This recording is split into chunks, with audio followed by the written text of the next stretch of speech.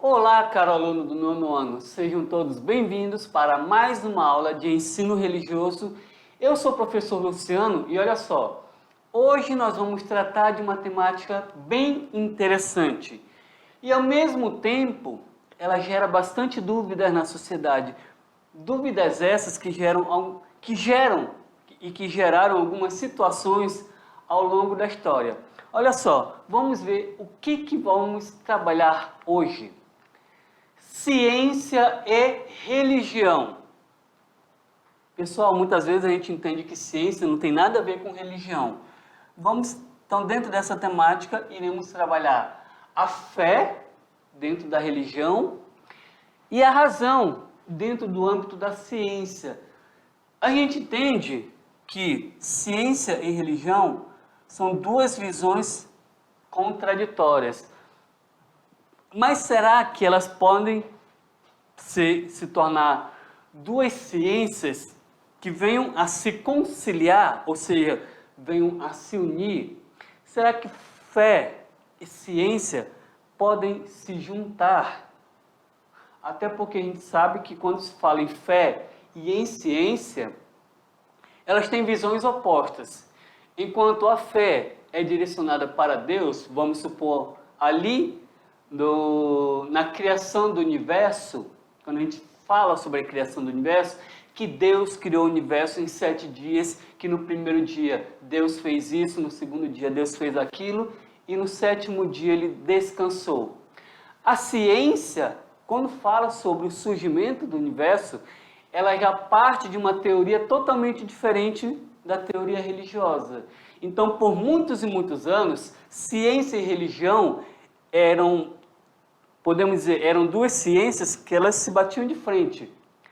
Mas será que hoje em dia elas podem, ao invés de se baterem de frente, elas podem se unir? Vamos verificar se isso é possível? Vamos lá então? Ciência e religião, fé e razão. Olha só, a fé e a razão, Fides et Ratio. Olha só, esse documento Fides et Ratio é um documento do Vaticano que fala sobre a fé e a razão. Então, a fé e a razão constituem-se como as duas asas pelas quais o espírito humano se eleva para a contemplação da verdade. Fé e razão constituem duas asas pelas quais o espírito humano se eleva para a contemplação da verdade. Ou seja, que verdade é essa? A fé, ela determina uma verdade. A verdade está em Deus. A razão também determina a sua verdade. Vai partir do ponto em que ela for analisar. Então, esse documento, Fides et Ratio, é um documento do Vaticano e trabalha juntamente esse conceito da fé e da razão. Foi Deus quem colocou no coração do homem o desejo de conhecer a verdade. Olha só, Deus colocou no coração do homem o desejo de conhecer a verdade. E, em última análise, de o conhecer a Deus, para que, conhecendo-o e amando-o, o homem possa chegar também à verdade plena sobre si próprio. Ou seja, quando o homem conhece também a Deus, ele passa a conhecer a sua história enquanto um ser criado por Deus. Vamos ao texto, duas visões conciliatórias. Então aqui temos primeiramente Albert Einstein, que todos já devem ter ouvido falar. Einstein era judeu e ele foi um dos maiores cientistas de todos os tempos. E enquanto cientista, ele sempre exaltou a ideia de Deus. Para Einstein, Deus deveria ser exaltado e Deus não deveria estar separado do conhecimento científico. Então, Einstein, judeu, um dos maiores cientistas do mundo, exaltava a Deus. Agora temos Teilhard Teilhard Chardin. Foi um padre católico e ele se tornou cientista, louvando a ciência como um instrumento de conhecimento da realidade divina. Então, Chardin, enquanto cientista, louvava a ciência porque ela também era um conhecimento divino. Ela possibilitava, enquanto uma área do conhecimento, possibilitava que Deus fosse louvado, porque era como se ele dissesse: Deus está permitindo que o homem se desenvolva cientificamente, ou seja, se conheça de uma forma científica. Então Chardin, ele louvava a Deus por causa disso, e ele louvava a ciência, porque a ciência é a permissão que Deus dá do homem conhecer também as coisas do mundo. Então ele louvava a ciência por causa disso. Então olha só, continuando na leitura, temos a seguinte questão. Ambos, Chardin e Einstein, tinham pontos de vista diferentes. Eles apresentaram um ponto de vista diferente. Só que, no entanto, eles tinham uma visão de mundo científica e, ao mesmo tempo, religiosa. Einstein dizia: ciência sem religião é aleijada e religião sem ciência é cega. Então, a fé e a razão, a ciência e a religião não podem ser pensadas de formas separadas. Elas devem trabalhar em conjunto. Ao meu ver, a ciência não só purifica o impulso religioso do entulho do antropomorfismo, como contribui para uma espiritualização religiosa de nossa compreensão divina. Esse é um trecho extraído dos escritos de Einstein, escrito sobre a maturidade. Então ele fala que, a meu ver, a ciência não só purifica o impulso religioso, porque, pessoal, querendo ou não, se a gente se basear somente pela religião, tentar explicar tudo de forma religiosa, a gente cai naquilo que nós chamamos de o fanatismo religioso. Se Deus dá liberdade ao homem, dentro dessa liberdade está também o de conhecer as coisas. Então, a própria Bíblia diz que Deus dá ao homem a liberdade. Então, se Deus dá ao homem, permite que o homem seja livre, Deus também permite que o homem possa conhecer as coisas numa visão científica, numa visão racional. O uso da razão humana para conhecer as coisas. Então, se eu ver somente pelo lado religioso, não aceito a ciência, não aceito nenhuma explicação fora do âmbito da religião, eu vou para o fanatismo religioso. Agora, se eu, enquanto cientista, não aceito nenhuma explicação fora do âmbito da ciência, eu vou para o fanatismo científico. Então, isso pode causar um prejuízo enorme para essa conciliação entre a religião e a ciência. Porque o importante é que ambas possam trabalhar em conjunto. E é isso que diversos pensadores ao longo da história tentaram fazer, a conciliação entre a ciência e a religião. Continuando lá no texto, olha só, como o próprio texto diz: a meu ver, a ciência não só purifica o impulso religioso do entulho do antropomorfismo, ou seja, querer resposta somente dentro de uma visão que é a visão religiosa. Essa palavra antropomorfismo, por ser uma palavra diferente, nada mais é de uma forma de pensamento comum a diversas crenças religiosas, que atribui a deuses, a Deus ou a seres sobrenaturais comportamentos e pensamentos semelhantes ao do ser humano.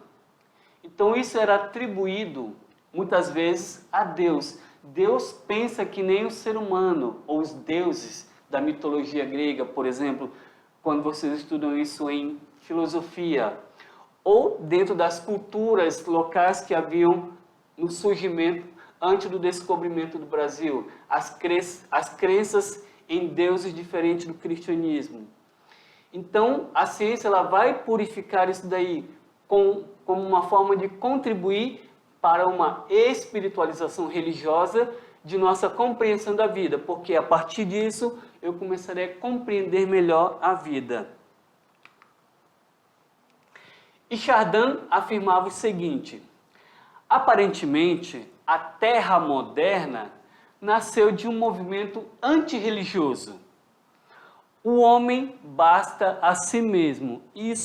Esse pensamento foi muito comum ali na modernidade, século XV até ali por volta do século XVIII. O homem bastava a si mesmo. Então, a razão, dentro do período moderno, ela começou a substituir a Deus. O pensamento racional, ali, naquele período histórico, substituiu a Deus. Não é que Deus foi abandonado, mas agora a questão era o seguinte: o homem é um ser dotado de razão. Vamos pensar ali na Idade Média, entre o século XV por volta do século XVIII. O homem é um ser dotado da razão e, como ser racional, ele vai fazer descobertas de forma científica.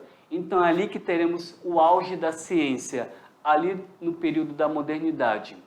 E olha só, continuando, vamos lá para o texto para vermos outras coisas. Temos o seguinte: nossa geração e as duas precedentes quase que só ouviram falar do conflito entre fé e ciência. Pessoal, querendo ou não, a gente sempre ouviu falar desse conflito. Nós, hoje, século 21, 2021, sempre ouvimos falar desse conflito entre a fé e a ciência. Que não é de agora que surgiu esse conflito, não. Vem de muito tempo atrás e pode ser que esse conflito ainda demore muito. Mas vai haver um dia em que a fé e a ciência, elas vão de fato trabalhar em conjunto. Que o pensamento científico vai estar atrelado ao pensamento religioso e que o pensamento religioso vai estar também atrelado ao pensamento científico. Então, elas vão se unir. Chegará um dia em que elas se unirão como forma de buscar uma resposta que venha a acalmar tanto o pensamento religioso quanto o pensamento científico. Então, a resposta vai satisfazer ambos os tipos de conhecimento. Olha só, e vamos continuar ali no texto para verificar outra situação. Então, dentro desse conflito, que a gente sempre ouviu falar, a tal ponto que pode parecer, a certa altura, que esta era decididamente chamada, olha só, vamos tentar compreender melhor. Nossa geração e as duas precedentes quase que só ouviram falar do conflito entre fé e ciência. Isso é comum. A tal ponto que pode parecer, a uma certa altura, que esta, ou seja, a ciência, era decididamente chamada a tomar o lugar daquela. Qual daquela? A fé. Então, ali na Idade Moderna, era como se a ciência, dentro daquilo que a gente sempre ouviu falar, a ciência queria de fato tomar o lugar da fé. Ou seja, enquanto que ali na Idade Média, quando a gente estuda a Idade Média, tudo está direcionado a Deus, ou seja, a um pensamento teocêntrico medieval, agora não. Idade Moderna surge o antropocentrismo, o homem está no centro e não mais Deus. E agora é o homem que determina aquilo que ele vai fazer enquanto ciência, enquanto norma de conduta ética e moral, enquanto vivência, enquanto leis que lá na Idade Média, todas as leis que eram criadas, elas partiam de um princípio teocrático, a teocracia. Agora não, é uma visão antropocêntrica. o homem substitui a Deus. Então, com isso, a ciência, enquanto uma capacidade racional do homem, faz com que Deus ele seja colocado um pouco de lado. Agora, vamos procurar explicações racionais científicas para determinar algumas coisas que somente era atribuída a Deus, ou seja, Deus explicava tudo. Agora vamos buscar conhecimentos fora do âmbito religioso. Então começa a surgir aí uma separação entre o conhecimento divino, o conhecimento da teologia, o conhecimento religioso, com o conhecimento científico. Agora surgem dois conhecimentos que passam a se chocar ali na Idade Moderna. E o objetivo agora é tentar conciliar essas duas formas de pensamento. Pessoal, a gente está praticamente quase no final da aula, mas temos algumas coisinhas ainda pela frente. Vamos continuar então? Olha só.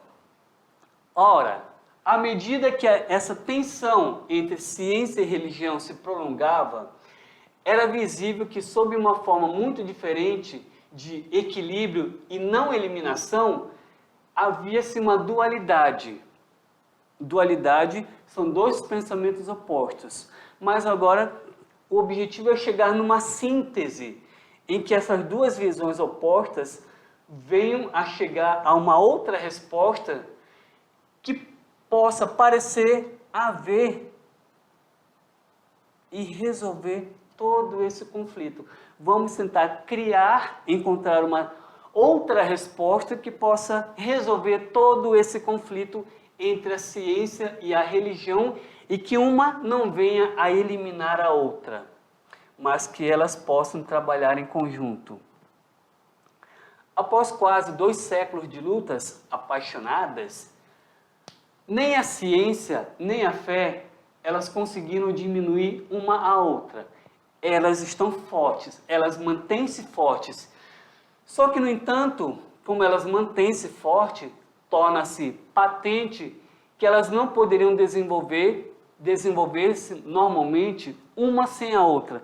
Então, a ciência, ela é o que é hoje graças à religião. E a religião é o que é hoje graças à ciência. Porque, por mais que elas entrassem em conflito, nenhuma foi superior à outra. A ciência não foi superior à religião e a religião não foi superior à ciência. Elas mantiveram-se fortes. Porque se uma se mantivesse superior à outra, certamente aquela mais fraca iria acabar. E isso pelo simples fato da razão, olha só, pela simples razão de que uma mesma vida anima ambas, ou seja, é como se elas tivessem uma vida que animasse elas e fizesse que cada uma lutasse por aquilo que acha justo. Religião e ciência, as duas faces ou faces conjugadas de um mesmo ato completo de conhecimento. Então, ambas, hoje em dia, ambas se complementam. O único que pode abarcar, olha só, o único que pode abarcar para contemplá-los, medi-los e consumá-los, nada mais é do que o passado e o futuro da evolução. Então, o passado e o futuro, ele conseguiu compreender e compreenderá a importância da ciência e da religião ao longo da história da vida do homem. E isso é importante porque a religião, ela só é religião hoje em dia pelo simples fato da ciência também ser ciência hoje em dia.